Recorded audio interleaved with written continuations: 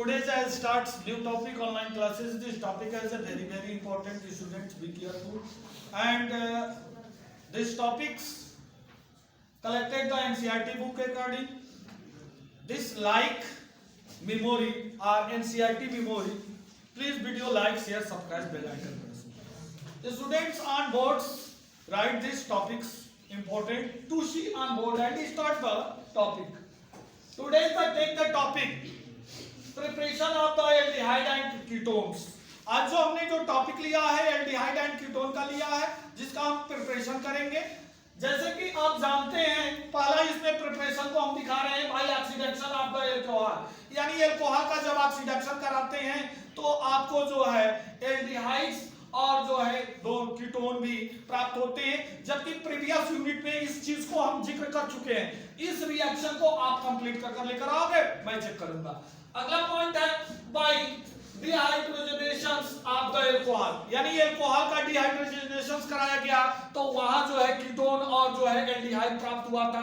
इसको भी हम प्रीवियस यूनिट में हमने पढ़ाया था, इसको भी कंप्लीट आप करोगे। अगला जो है पॉइंट्स आपका है फ्रॉम जो है हाइड्रोकार्बन्स, यानी हाइड्रोकार्बन्स के द्वारा जो है एल्डिहाइड्स को और कीटोन को फॉर्मेट किया गया था, इसको भी हमने पढ़ाया है, तो इसको आप कंप्लीट करेंगे।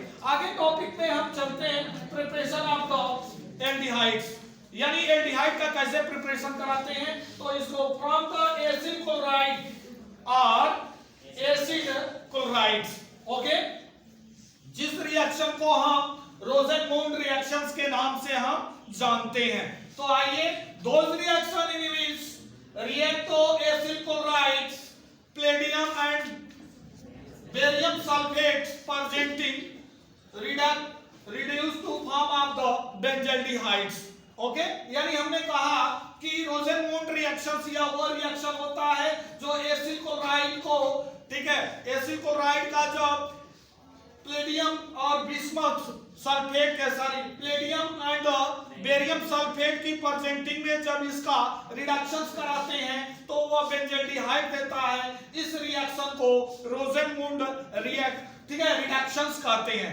आज समझ में आ रहा है, रोसेनमूड रिडक्शंस कहते हैं। आइए नीचे आप देखते हैं, यहाँ आपका from the nitriles and the ester, यानी नाइट्रल और एस्टर का जब, ठीक है, नाइट्रेशन जब कराते हैं तो इस रिएक्शन को, ठीक है, स्टीफेन रिएक्शंस के नाम से जानते हैं। यह रिएक्शन मोस्ट इंपोर्टेंट है, जो आपको एग्जाम में अक्सर पूछे जाते हैं।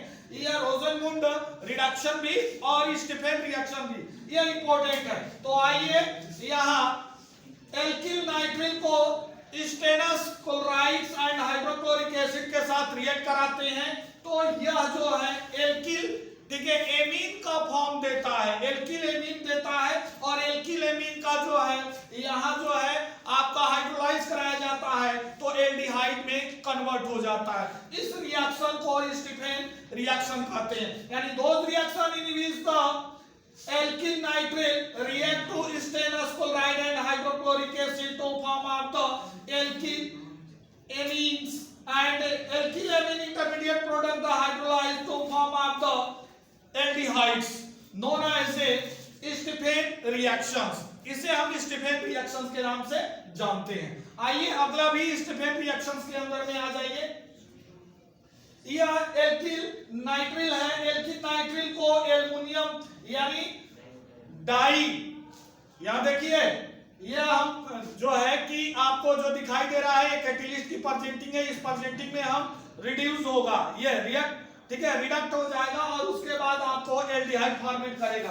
तो इसको बोलते हैं di isobutyl aluminium hydride, di isobutyl aluminium hydride and waters के प्रेजेंटिंग में रिएक्ट कराते हैं तो एल्डिहाइड का फॉर्म देता है, जिसको स्टीफेन रिएक्शन के ही अंदर में अध्ययन किया जाता है। अगला जो है कोई भी एल्किल नाइट्रिल को लेकर जब हम डाई आइसोब्यूटिल एल्युमिनियम हाइड्राइड के प्रेजेंटिंग में, ठीक है, रिडक्ट होता है तो यह जो है ये जो है एल्किन एल्डिहाइड का फॉर्मेशन देता है, एल्किन एल्डिहाइड का फॉर्मेशन देता है। उसी तरह अगला जो है यह जो है, ठीक है, OH एल्किल OH को लेकर जब हम यहाँ देखो ये जो है डाई आइसोब्यूटिल एल्युमिनियम हाइड्राइड, इसको ऐसे भी लिखते हैं, डी से डाई, आई से आइसो, बी से ब्यूटिल एल्युमिनियम हाइड्राइड, ठीक है, वाटर, यानी इसको ऐसे देंगे, ऐसे लिखे और ऐसे लिखे, दोनों में से कोई एक देता है, तो ऐसे, ठीक है, रिएक्ट कराते हैं तो ये फॉर्म जो है एक एल्डिहाइड्स का देता है। तो यह जो है स्टीफन रिएक्शंस के अंदर में, ठीक है, हम इसका स्टडी करते हैं। तो यह जो है मोस्ट इंपॉर्टेंट है, प्लीज स्टूडेंट्स इसको अच्छे ढंग से आप अध्ययन करेंगे।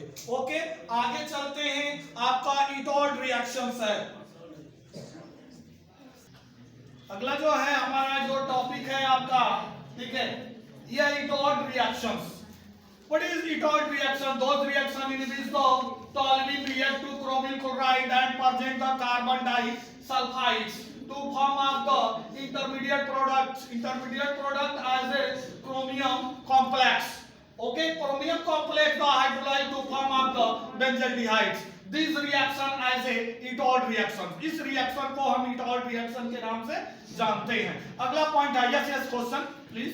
क्रोमियम कॉम्प्लेक्स के बारे में एक्सप्लेन करेंगे। ये क्रोमियम कॉम्प्लेक्स, यानी हमने ये कहा क्रोमियम कॉम्प्लेक्स क्यों बना है कि क्योंकि ट्रांजिशन एलिमेंट के साथ जब भी किसी भी रिएक्शंस का जब प्रोडक्ट्स बनते हैं तो वह फॉर्मेट जो है कॉम्प्लेक्स कंपाउंड ही बनाएंगे। क्या बनाएंगे?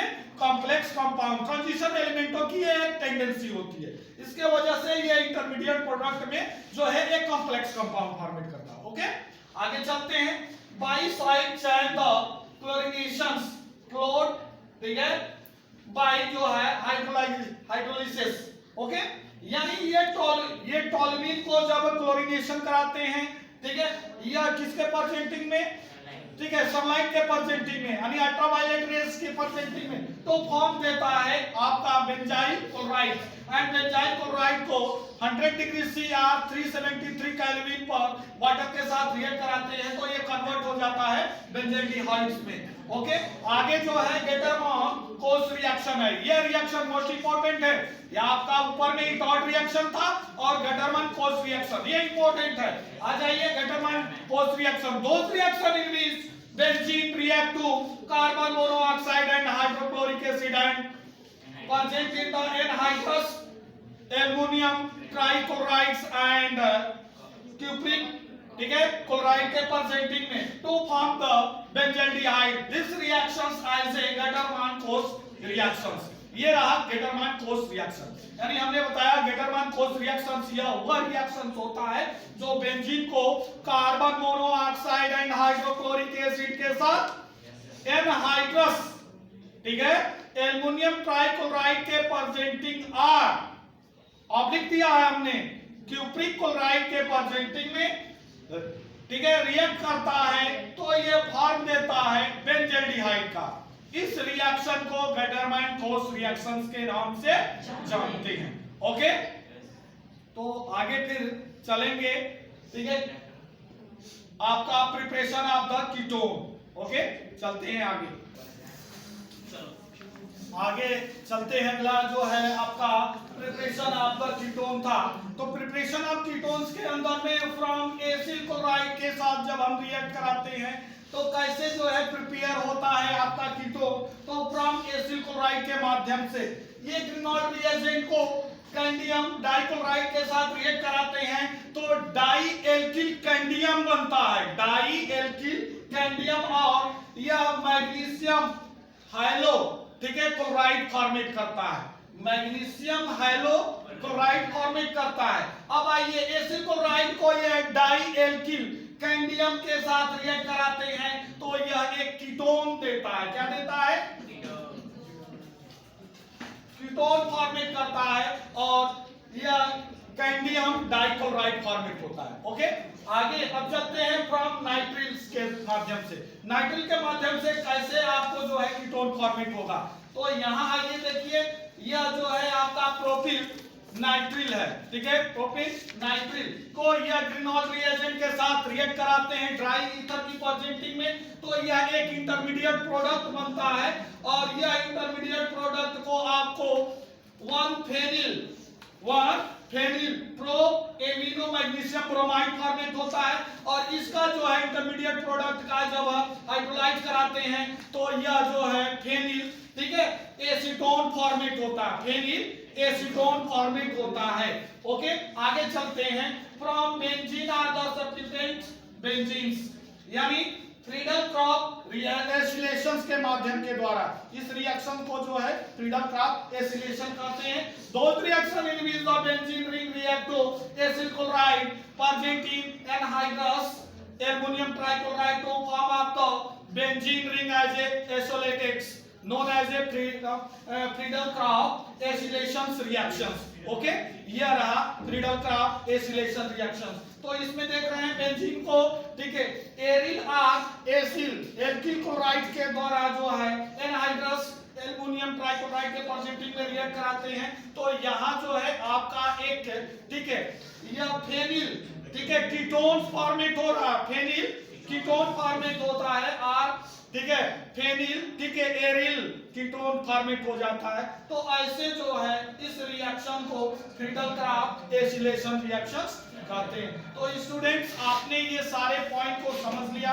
इनसे रिलेटेड जो क्वेश्चन आपको होंगे उसको दिए जा रहे हैं, उन क्वेश्चनों को राइट करिए। तो student please take the pen and copy, write the question. Question number first, explain the Rosenmund reduction. Explain the Rosenmund reduction. Next question, explain the Stephen reaction.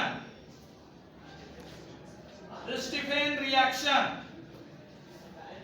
Next question, explain the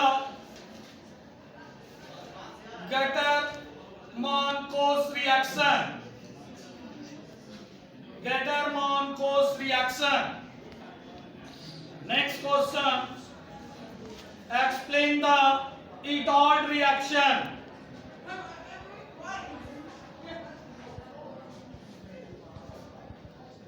Student, please solve this question and check the question. Okay, thanks.